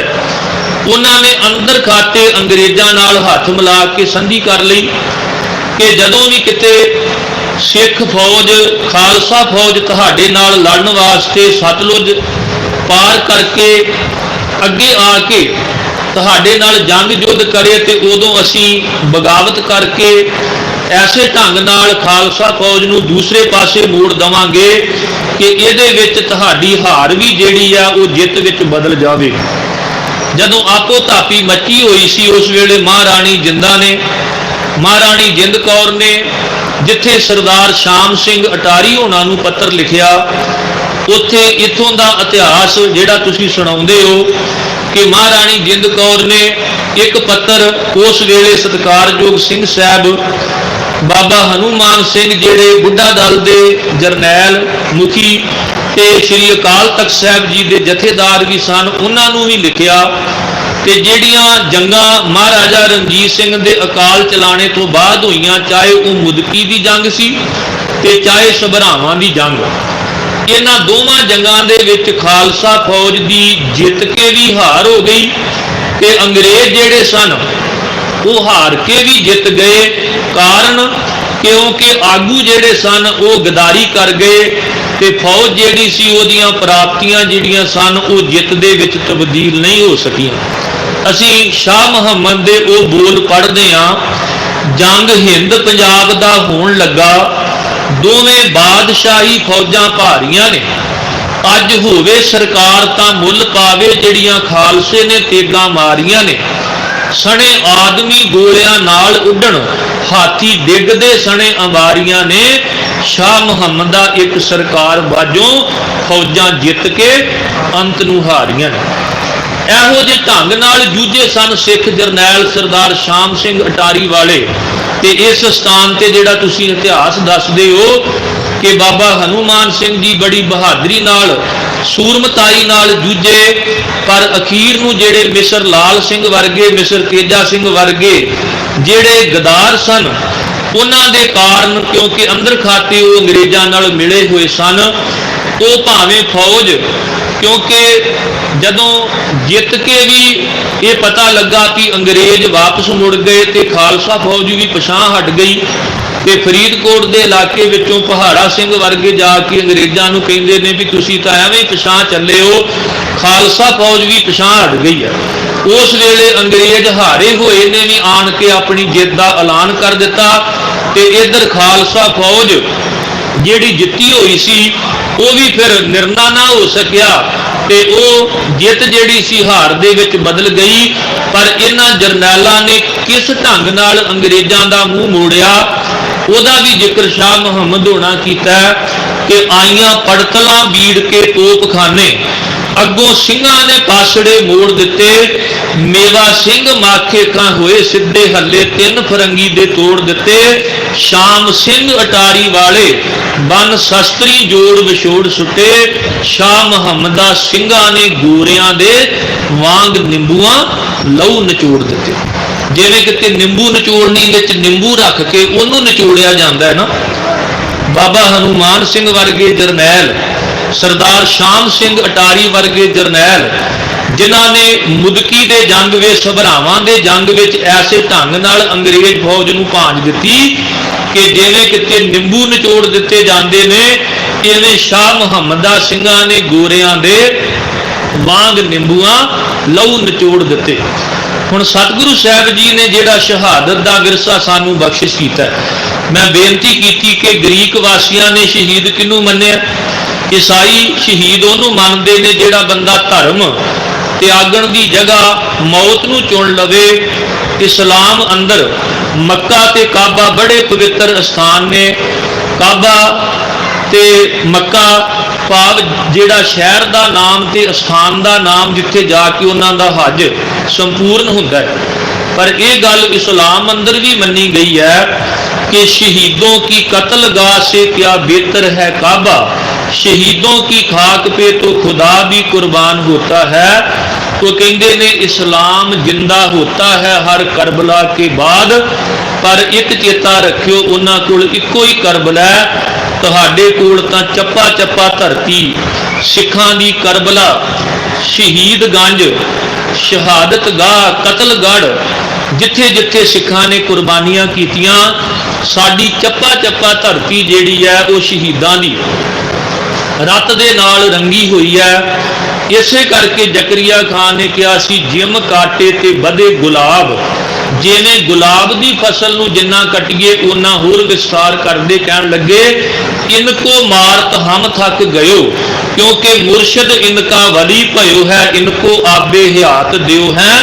इन्हां दा मुर्शद जिवें साडा वली अल्लाह, इवें धन गुरु नानक साहब, धन गुरु गोबिंद सिंह महाराज, इन्हां वास्ते वली अल्लाह ने, ते उन्होंने एक आबे हयात, एक अमृत की दात इन्हां नूं बख्शिश कर दी है कि जिन्हों पी के ये सदा लई फिर अमर हो जाते ने। जिस मौत तो लोग डरते ने, इन्हां दी जिंदगी विचों मौत का डर भी खत्म किया गया। पहला मरण कबूल, जीवन की छड़ आस, ते जिहड़ा उस मौत की प्रवानगी विचों जीवन मिलता है, वो जीवन फिर सदा लई कायम रहिंदा है। आ वेखो औरंगजेब नूं एक डर सी कि जिहड़े मुसलमान मैं तलवार दे जोर नाल बनाउणा, वो संगीत की दुनिया विच कोठे ते जाके वेशवा दा नाच जां उत्थे गाउण संगीत आदि सुन के वो जीवन जिहड़े ने खत्म हो जाते हैं। उन्हें राग विद्या ते संगीत ते पाबंदी ला दी, पर गुरमत अंदर बिल्कुल इस तो उल्ट है। जेड़े जीवन आसा दी वार गुरमत संगीत सुन के बने, वो सचमुच चरखड़ियां ते चढ़ के भी कायम रहे, पारियां नाल चीरे जान नाल भी वो खत्म ना होए। किसी कवि ने इसे करके लिखिया कि जेड़े सिख नूं मैं हत्थां विच दो तारा साज पढ़ के आसा दी वार दा कीर्तन करदियां वेखिया, जे लोड़ पई ते 18 शेर दा खंडा खड़काउण वास्ते भी वो तुर पिया। ਜੇ ਮੈਂ ਵੇਖਿਆ ਕਿ ਹੱਥ ਵਿੱਚ ਕੜਛੀ ਤੇ ਬਾਲਟੀ ਲੈ ਕੇ ਸਿੱਖ ਲੰਗਰ ਵਿੱਚ ਦੇਗ ਵਰਤਾਉਂਦਾ ਹੈ, ਤੇ ਜੇ ਲੋੜ ਪਈ ਤੇ ਉਹਨਾਂ ਹੱਥਾਂ ਵਿੱਚ ਤੀਰ ਕਮਾਨ ਵੀ ਵੇਖਿਆ ਗਿਆ। ਜਿੱਥੇ ਗੁਰੂ ਕਾ ਸਿੱਖ ਭਗਤ ਗਿਆਨ ਪ੍ਰੇਮ ਨਾਲ ਸੁਮਿਲਤ ਗੁਰਬਾਣੀ ਦੀ ਕਥਾ ਸੁਣਾਉਣ ਵਾਲਾ ਹੈ, ਜੇ ਲੋੜ ਪਵੇ ਤੇ ਘੋੜ ਸਵਾਰ ਬਣ ਕੇ ਇਹ ਜੰਗ ਦੇ ਵਿੱਚ ਜਾ ਕੇ ਵੈਰੀ ਨੂੰ ਲਲਕਾਰਦਾ ਵੀ ਹੈ। ਇੱਕੋ ਸਮੇਂ ਆਪਣੇ ਸਿੱਖ ਵਿੱਚ ਸਤਿਗੁਰਾਂ ਇੰਨੇ ਗੁਣ ਭਰ ਦਿੱਤੇ ਕਿ ਉਹ ਕਵੀ ਵੇਖ ਕੇ ਹੈਰਾਨ ਹੁੰਦਾ ਹੈ। ਲੈਕਰ ਦੁਤਾਰਾ ਗਾਵੇ ਸੰਗਤ ਮੇਂ ਵਾਰ ਆਸਾ, ਪਕੜ ਦੁਤਾਰਾ ਬਾਹੇ ਛਤਰ ਸਿਰ ਆਰਾ ਹੈ। ਕੜਛੀ ਲੈ ਹਾਥ ਵਰਤਾਵਤ ਅਟੁੱਟ ਦੇਗ, ਕਠਨ ਕੁਦੰਡ ਬਾਣ ਵੇਦ ਕਰੇ ਪਾਰਾ ਹੈ। ਭਗਤ ਗਿਆਨ ਪ੍ਰੇਮ ਔ ਵੈਰਾਗ ਕੀ ਸੁਣਾਵੇ ਕਥਾ, ਚੜ ਕੇ ਤੁਰੰਗ ਜੰਗ ਲਲਕਾਰਾ ਹੈ। ਤਤ ਗਿਆਨੀ ਗਿਰਹੀ ਉਦਾਸੀ ਜੋਦਾ, ਵਾਹ ਵਾਹ ਦਸਮੇਸ਼ ਜੀ ਕੋ ਖਾਲਸਾ ਨਿਆਰਾ ਹੈ। ਗਰੀਬ ਨਵਾਜ ਜੀ ਨੇ ਜਿਹੜਾ ਸ਼ਹੀਦ ਦਾ ਰੁਤਬਾ ਹੈ ਉਹ ਬੜਾ ਸੰਸਾਰ ਦੇ ਵਿੱਚ ਨਵੇਕਲਾ ਵੀ ਇੱਥੇ ਕੇਵਲ ਆਪਣੇ ਹੱਕਾਂ ਲਈ ਹੀ ਨਹੀਂ, ਕੇਵਲ ਆਪਣੇ ਧਰਮ ਲਈ ਹੀ ਨਹੀਂ, ਜਦੋਂ ਵੀ ਕੋਈ ਮਜਲੂਮ ਬਣ ਕੇ ਸ਼ਰਨ ਵਿੱਚ ਆਵੇ ਤੇ ਗਰੀਬ ਨਵਾਜ ਨੇ ਜਿਹੜਾ ਉਸ ਸ਼ਰਨ ਆਏ ਦੀ ਲਾਜ ਰੱਖਦਾ ਹੈ। ਵੇਖੋ ਸਤਿਗੁਰੂ ਜੀ ਦੀ ਸ਼ਰਨ ਵਿੱਚ ਕਸ਼ਮੀਰੀ ਪੰਡਤ ਆਉਂਦੇ ਨੇ ਤੇ ਸਤਿਗੁਰੂ ਜੀ ਅੱਗੋਂ ਇੱਕ ਨਾਰਾ ਦਿੰਦੇ ਨੇ, ਤੇਗ ਬਹਾਦਰ ਬੋਲਿਆ ਧਰ ਪਈਆ ਧਰਮ ਨਾ ਛੋੜੀਐ, ਬਾਹਾਂ ਜਿਨ੍ਹਾਂ ਦੀ ਪਕੜੀਐ ਸਿਰ ਦੀਜੈ ਬਾਹੇ ਨਾ ਛੋੜੀਐ। ਤੇ ਖਾਲਸਾ ਪੰਥ ਗੁਰੂ ਦੀ ਸਿੱਖਿਆ ਤੇ ਚੱਲਦਾ ਹੋਇਆ ਜਦੋਂ ਵੀ ਕੋਈ ਖਾਲਸੇ ਦੀ ਸ਼ਰਨ ਵਿੱਚ ਆਉਂਦਾ ਤੇ ਆ ਕੇ ਬੇਨਤੀਆਂ ਕਰਦਾ ਤੇ ਖਾਲਸਾ ਦੀ ਸ਼ਰਨ ਆਏ ਦੀ ਲਾਜ ਰੱਖਣ ਵਾਸਤੇ ਫਿਰ ਨਗਾਰੇ ਤੇ ਚੋਟ ਲਾ ਕੇ ਉਸ ਵੇਲੇ ਚੜ੍ਹਾਈ ਕਰਦਾ ਤੇ ਇਥੋਂ ਦੀ ਇੱਜ਼ਤ ਆਬਰੂ ਨੂੰ ਫਿਰ ਉਹਨਾਂ ਦੇ ਘਰਾਂ ਵਿੱਚ ਵਾਪਸ ਮੋੜ ਕੇ ਲਿਆਉਂਦਾ। ਅੱਜ ਤੱਕ ਦਾ ਇਤਿਹਾਸ ਇਹ ਗੱਲ ਕਹਿੰਦਾ ਹੈ ਕਿ ਅਕਾਲ ਕਾ ਨਾਰਾ ਮਾਰਾ ਤਬ ਗੁਰੂ ਗੋਬਿੰਦ ਸਿੰਘ ਤੇ ਗਾਜੀ ਸਿੰਘੋਂ ਨੇ, ਪੈ ਭੀਤ ਹੋਈ ਅਰ ਕਾਂਪ ਉੱਠੀ ਜੋ ਮਾਨਮਤੀ तुर्कानी थी। पंजाब के बोले शाहद हैं जिसमें लटक रही लीरें, उस भाग रहे दुरानी की पोशाक जहां उलझानी थी।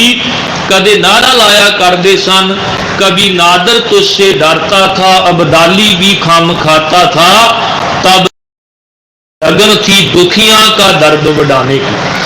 गरीब नवाज जी ने जेड़ा शहीदां दे सरताज बन के शहादत दा बूटा लाया, ਉਹਨੂੰ ਇੰਨਾ ਫਲ ਲੱਗਾ, ਉਹਦਾ ਇੰਨਾ ਵਿਸਥਾਰ ਹੋਇਆ। ਗੁਰੂ ਅਰਜਨ ਦੇਵ ਮਹਾਰਾਜ ਜੀ ਦੇ ਖਿਆਲਾਤ ਨੂੰ ਕਿਸੇ ਕਵੀ ਨੇ ਲਿਖਿਆ। ਸਤਿਗੁਰੂ ਜੀ ਕਹਿਣ ਲੱਗੇ, ਸਾਈਂ ਮੀਆਂ ਮੀਰ ਥੋੜੇ ਦਿਨਾਂ ਦੇ ਵਿੱਚ ਹੀ ਫੁੱਲ ਇਸ ਦੇ ਖਿੜ ਜਾਣਗੇ ਸਾਰੇ ਸੰਸਾਰ। ਕੋਈ ਚਾਂਦਨੀ ਚੌਂਕ ਨੂੰ ਭਾਗ ਲਾਸੀ ਚੜ ਕੇ ਦੇਸ਼ ਦੇ ਦਰਦ ਅੰਦਰ ਮੈਕ ਉੱਠੂ ਚਮਕੌਰ ਦੀ ਜੂ ਸਾਰੀ। ਟੁੱਟੇ ਜਦੋਂ ਦੋ ਰੁੱਤ ਬਹਾਰ ਅੰਦਰ, ਅੱਧ ਖਿੜੇ ਹੀ ਤੋੜ ਕੇ ਟਾਹਣੀਆਂ ਤੋਂ ਚਿਣ ਦੇਵੇਗਾ ਕੋਈ ਦੀਵਾਰ ਅੰਦਰ। ਸਦਾ ਰਹੇਗੀ ਬਣੀ ਬਹਾਰ ਇਸ ਤੇ, ਲਾਗੇ ਖਿਜਾਨੇ ਇਸ ਦੇ ਢੁਕਣਾ ਨਹੀਂ। ਲੱਗੀ ਔੜ ਤੇ ਇਸ ਨੇ ਸੁੱਕਣਾ ਨਹੀਂ, ਕਿਉਂਕਿ ਖੂਨ ਸ਼ਹੀਦਾਂ ਦਾ ਮੁੱਕਣਾ ਨਹੀਂ। ਅੱਜ ਤੁਸੀਂ ਸ਼ਹੀਦਾਂ ਦੇ ਅਸਥਾਨ ਤੇ ਜੁੜੇ ਹੋ। ਸ਼ਹੀਦਾਂ ਦੇ ਸਰਤਾਜ ਧੰਨ ਸ਼੍ਰੀ ਗੁਰੂ ਅਰਜਨ ਦੇਵ ਮਹਾਰਾਜ, ਉਹਨਾਂ ਤੋਂ ਬਾਅਦ ਗੁਰੂ ਤੇਗ ਬਹਾਦਰ ਸਾਹਿਬ ਪਾਤਸ਼ਾਹ, ਜਿਨ੍ਹਾਂ ਨੇ ਸ਼ਾਂਤਮਈ ਢੰਗ ਦੇ ਨਾਲ ਆਪਣੀ ਸ਼ਹਾਦਤ ਦਿੱਤੀ ਤੇ ਜਿਹੜੇ ਉਹਨਾਂ ਨੂੰ ਔਲਾਦ ਤੇਗ ਵਿਖਾ ਕੇ ਡਰਾਉਂਦੇ ਸਨ। ਤੇ ਗੁਰੂ ਤੇਗ ਬਹਾਦਰ ਸਾਹਿਬ ਨੇ ਆਉਣ ਵਾਲੇ ਭਵਿੱਖ ਵਿੱਚ ਇਹ ਬਚਨ ਕਹੇ ਸਨ ਕਿ ਜਿਹੜੀ ਤੇਗ ਤੁਸੀਂ ਸਾਨੂੰ ਡਰਾ ਰਹੇ ਹੋ ਦਿਖਾ ਕੇ, ਉਹ ਤੇਗਾਂ ਅਸੀਂ ਛੇਵੇਂ ਜਾਮੇ ਵਿੱਚ ਆਪਣੇ ਪਿਤਾ ਦੇ ਤਨ ਤੇ ਪੈਂਦੀਆਂ ਸ਼ਸਤਰਾਂ ਦੇ ਰੂਪ ਵਿੱਚ ਵੇਖ ਚੁੱਕੇ ਹਾਂ। ਹੁਣ ਵੀ ਸਾਡੇ ਤੋਂ ਬਾਅਦ ਗੁਰੂ ਕਲਗੀਧਰ ਪਾਤਸ਼ਾਹ ਜਾਂ ਆਉਣ ਵਾਲੇ ਸਮੇਂ ਵਿੱਚ ਸਿੱਖ ਜਰਨੈਲਾਂ ਦੀਆਂ ਜਿਹੜੀਆਂ ਤੇਗਾਂ ਚੱਲਦੀਆਂ ਨੇ, ਉਹਨਾਂ ਦੇ ਅੱਗੇ ਤੁਹਾਡੇ ਵਰਗੇ ਜ਼ਾਲਮ ਜਿਹੜੇ ਨੇ ਉਹ ਕਦੇ ਰੁਕ ਨਹੀਂ ਸਕਣਗੇ। ਸਾਹਿਬ ਦੇ ਖਿਆਲਾਤ ਨੂੰ ਕਿਸੇ ਕਵੀ ਨੇ ਲਿਖਿਆ ਕਿ ਗੁਰੂ ਤੇਗ ਬਹਾਦਰ ਸਾਹਿਬ ਨੇ ਕਿਹਾ ਸੀ, ਮੈਂ ਹਾਂ ਤੇਗ ਤੇ ਕੱਢ ਲੈ ਤੇਗ ਤੂੰ ਵੀ, ਇੱਕ ਦੋ ਨਹੀਂ ਪਰਖ ਲੈ 100 ਤੇਗਾਂ। ਓਏ ਮੈਨੂੰ ਲਕਬੀ ਤੇਗ ਬਹਾਦਰੀ ਦਾ, मेरे सावे नहीं सकदियां हो तेगां, मैं ते जमदियां तेगां दी शाम आनी। वेख पिता दियां पैनियां दो तेगां, कोई मेरे पिता दी अणख बहादरी ते रिया परखदा तेरा प्यो तेगां। हुण भी वेखी आउंदे भविख अंदर मेरे पुत्र ने वाउणियां ओ तेगां। ओदी तेग विचों जेड़ी तेग निकलू लखां लएगी तेरियां खो तेगां।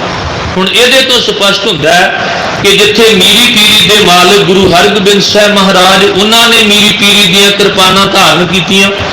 गुरु कलगीधर पातशाह ने 14 छोटियां वड्डियां जंगां फतेह कीतियां। गुरु हरगोबिंद साहिब जी के समय 4 धर्म जंगां लड़ के फतेह कीतियां गईयां। पर शस्त्रां दा संबंध जिहड़ा वो वेखो गुरु अर्जन देव महाराज गुरु तेग बहादुर साहब 10 पातशाहियां विचों केवल गुरु तेग बहादुर साहब ने जिन्हां दा लकब तेग बहादुर है, नाम तां उन्हां दा त्यागमल सी, पर करतारपुर साहब की जंग विच ऐसे बहादरी नाल उन्हां ने तेग चलाई कि उन्हां दा लकब ही शस्त्रां नाल जुड़ गया तेग बहादुर। कि जदों गुरु अर्जन देव महाराज माता गंगा नूं विआउण वास्ते मऊ साहब के स्थान ते पहुंचे ते उथों दे पिंड वासियां ने एक शर्त रखी कि साडे पिंड दी लड़की नूं विआह के उहिओ लिजा सकदा है जिहड़ा शर्त पूरी करे। ते शर्त की सी कि घोड़े ते सवार होके हत्थ विच नेजा पकड़ के धरती विच गड्ढिया होया जिहड़ा किला है ना वो पुट्टना पैंदा सी। उन्हां ने एक साजिश रची कि डूंघियां जड़ां वाला दरख्त जिहड़ा सी ना ਉਹਨੂੰ ਘੜ ਕੇ ਕਿਲੇ ਦੀ ਸ਼ੇਪ ਦੇ ਕੇ ਤੇ ਗੁਰੂ ਅਰਜਨ ਦੇਵ ਮਹਾਰਾਜ ਜੀ ਨੂੰ ਕਿਹਾ ਤੁਸੀਂ ਘੋੜੇ ਤੇ ਸਵਾਰ ਹੋ ਕੇ ਹੱਥ ਵਿੱਚ ਨੇਜਾ ਪਕੜ ਕੇ ਆ ਕਿਲਾ ਪੁੱਟਣਾ। ਗੁਰੂ ਅਰਜਨ ਦੇਵ ਮਹਾਰਾਜ ਘੋੜ ਸਵਾਰੀ ਵਿੱਚ ਸ਼ਸਤਰ ਵਿਦਿਆ ਵਿੱਚ ਕਿੰਨੇ ਨਿਪੁੰਨ ਹੋਣਗੇ ਕਿ ਉਹਨਾਂ ਨੇ ਜਦੋਂ ਘੋੜੇ ਤੇ ਬੈਠ ਕੇ ਪੂਰੀ ਰਫ਼ਤਾਰ ਨਾਲ ਘੋੜੇ ਨੂੰ ਦੜਾਇਆ ਤੇ ਆ ਕੇ ਹੱਥ ਵਿੱਚ ਪਕੜਿਆ ਨੇਜਾ ਜਦੋਂ ਕਿਲੇ ਵਿੱਚ ਖੋਭਿਆ ਤੇ ਸਿਆਣੇ ਉੱਤੇ ਇਤਿਹਾਸ ਦੱਸਦੇ ਨੇ ਵੀ ਜੜਾਂ ਸਮੇਤ ਹੀ ਉਹ ਜਿਹੜਾ ਕਿਲਾ ਸੀ ਨਾ ਦਰਖਤ ਉਹਨੂੰ ਫੁੱਟ ਕੇ ਬਾਹਰ ਰੱਖ ਦਿੱਤਾ ਤੇ ਇਹਨੇ ਜ਼ੋਰ ਦਾ ਝਟਕਾ ਲੱਗਾ ਕਿ ਕਹਿੰਦੇ ਘੋੜਾ ਜਿਹੜਾ ਸੀ ਉਹ ਪ੍ਰਾਣ ਤਿਆਗ ਗਿਆ। ਹੁਣ ਇਸ ਤੋਂ ਇਹ ਸਿੱਧ ਹੁੰਦਾ ਹੈ ਕਿ ਸਤਿਗੁਰੂ ਜੀ ਨੇ ਪਹਿਲੇ ਜਾਮੇ ਦੇ ਵਿੱਚ ਹੀ ਆਸਾ ਹੱਥ ਕਿਤਾਬ ਕਸ਼ ਜੋ ਸਾਨੂੰ ਭਗਤੀ ਤੇ ਸ਼ਕਤੀ ਦਾ ਸੁਮੇਲ ਕਰਕੇ ਦਿੱਤਾ ਹੈ। गुरु ग्रंथ साहब जी विच 22 वारां ने ते वारां सूरमियां दियां गाईयां जांदियां ने। वारां विच 9 धुनां सूरमियां दियां ने, जिवें टुंडे सराजे की धुनी कि भावें सूरमा अपना होवे ते चाहे पराया होवे, जिहड़ा किसी आदर्श की खातर किसी सच की खातर जूझदा है जां सच वाले पासे हामी भरदा है, वो असल विच सूरमा है। जिवें अज साडे घरां दी आपां गल लै लईए कि जे साडे घर विच साडी नौं राणी गरीब है, कमजोर घर दी है ते सारा परिवार उत्ते जुल्म करदा है। घर परिवार विचों कोई एक जाना ही उस गरीबनी वाले पासे खड़ो जे कि खबरदार जे इस नौं नूं किसी ने झिड़किया सच्ची मुच्ची ये सूरमताई होवेगी, ये एक शहीद दा रुतबा होवेगा। साडे घरां विच लोकी वेखो वेखी भरूण हत्या करके कुड़ियां नूं मारी जांदे ने, घर विचों कोई एक ही सूरमा उठे। मैं कहना साडियां मावां भैणां ही सूरमताई वाला गुण धारण करन। कोई ऐसे जीव जंतु नहीं जिहड़े अपनी नस्ल दे नाल ईरखा करन। एक केवल औरत है जिहड़ी ये कहंदी है कि मेरे घर मर्द तां जन्म लवे पर औरत नूं औरत नाल नफरत है। जदों किते घर विच धी जन्म लैके आउंदी है कि सब तो पहला मत्थे वट दादी ते भूआ वल्लों पाया जांदा है ते इक्को ही रट लाई हुंदी है कि सानू मुंडा चाहिदा ते बंदा पुछे कि भूआ ते दादी ये मुंडे ने, ये भी ते कुड़ियां ने ना। एक औरत औरत नाल नफरत करदी है कि जे साडे घरां दे विच असीं सच वाले पासे खड़ो जाइए कि संसार तां चलेगा जे संसार दे विच पुत्रां दे नाल नाल धीआं भी जन्म लैणगियां।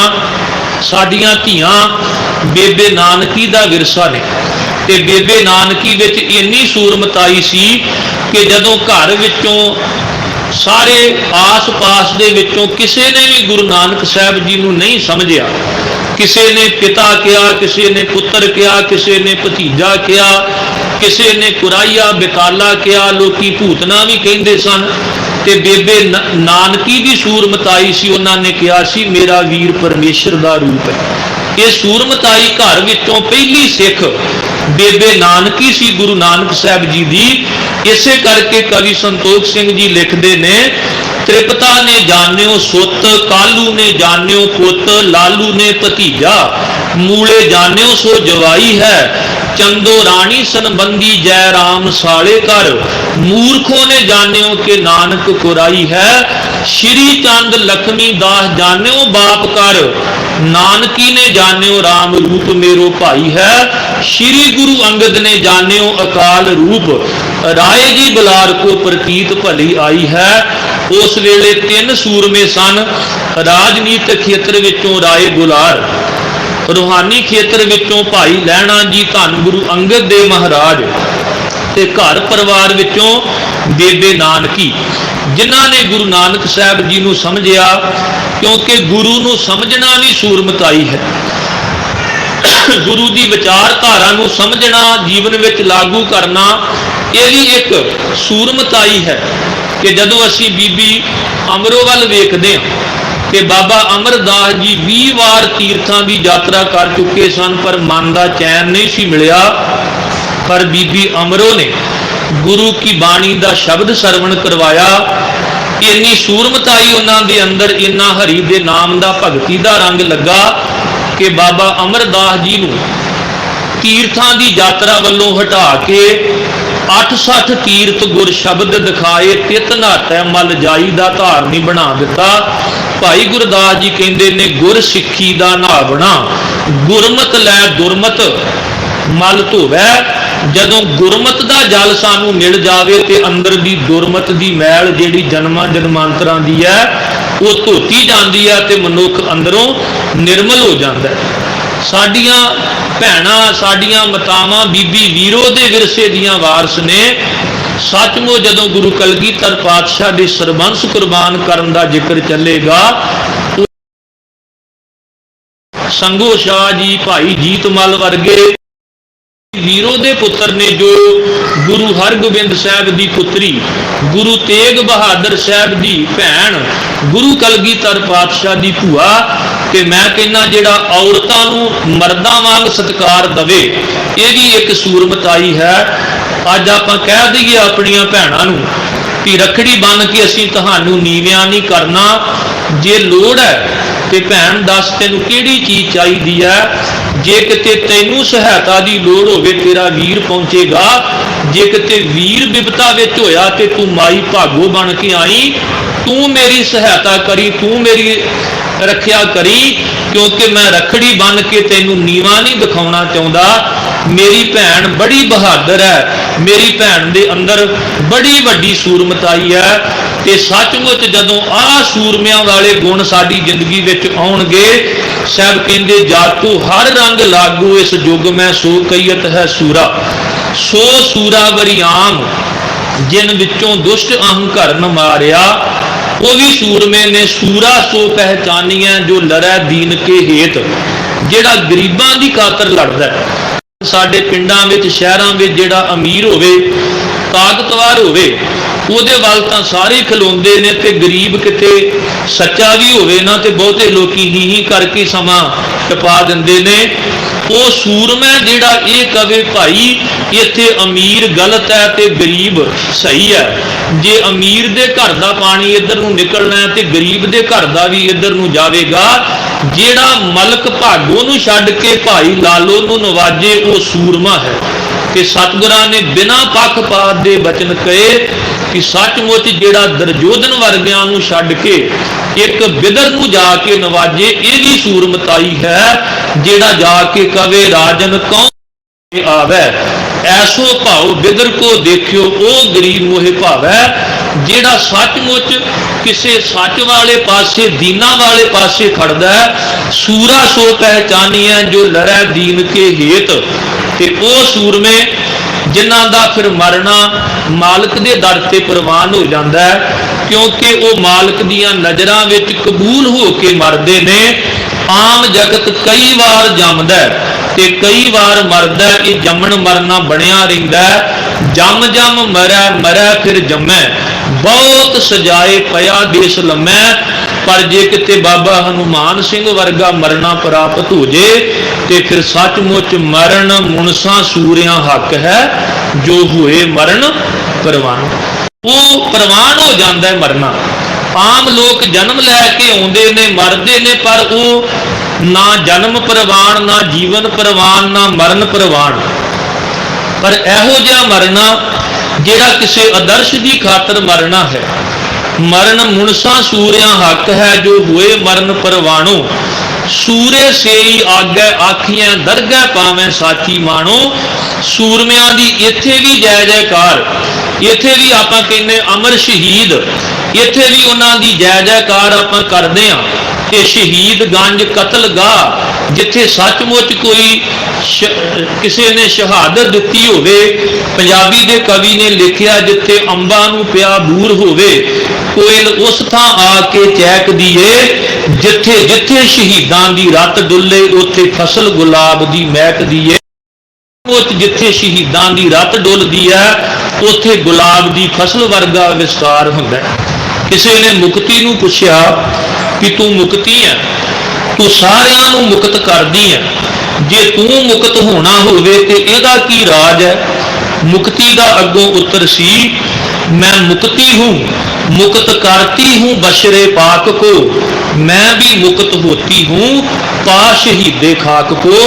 जदों किसी शहीद दी खाक मिल जे, किसी कतलगढ़, किसी शहादत गाह, चमकौर साहब जाओ, उत्थे कतलगढ़ है।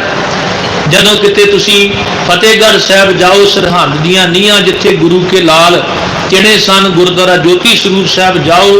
सचमुच निक्कियां जिंदा वड्डे साके वरता दिते, जिन्हां ने कहा सी हम अपनी जान दे के औरों की जान बचा चले। सिक्खी की सल्तनत का है पौधा लगा चले, सिखों की नीम हम है सरों पे उठा चले। गद्दी से तख्तो ताज तो बस कौम पाएगी, इस दुनिया से जालमों का निशान तक मिटाएगी। कि जदों अज असीं शहीदां दा सत्कार लोक परलोक विच वेखदे, सब कहंदे मरण मुनसा सूरिया हक है, जो हुए मरण परवानो। सूरे से ही आगे आखियां दर साची मानो। दरगह मान पावे पत सो जावे, आगे दुख न लागै। कर एक ध्यावै तां फल पावे, जित सेवियां भो भागै। ऊंचा नहीं कहना मन में रहना, आपे जाने जानो। मरण मुनसा सूरिया हक है, जो हुए मरै परवानो। ते किसी कवि दे बोल कह के मैं समाप्त, जो आशिक हैं शहादत के वो जीना छोड़ देते हैं। खिलौना समझ कर जिस्म को खुशी से फोड़ देते हैं। ना ताजो तख्त ना हूरों की हसरत, खुदा खुदाई भी दे तो उसको मोड़ देते हैं। शहीद की जो मौत है वो कौम की हयात है। हयात तो हयात है, वो मौत भी हयात है। हयात नाम जिंदगी दा, जिंदगी तो जिंदगी है, पर शहीदां दी मौत जिहड़ी है ये भी संसार वास्ते जीवन होया करदी है। शहीद अपनी जान दे के दूजियां नूं जीवन दान दे जाते ने।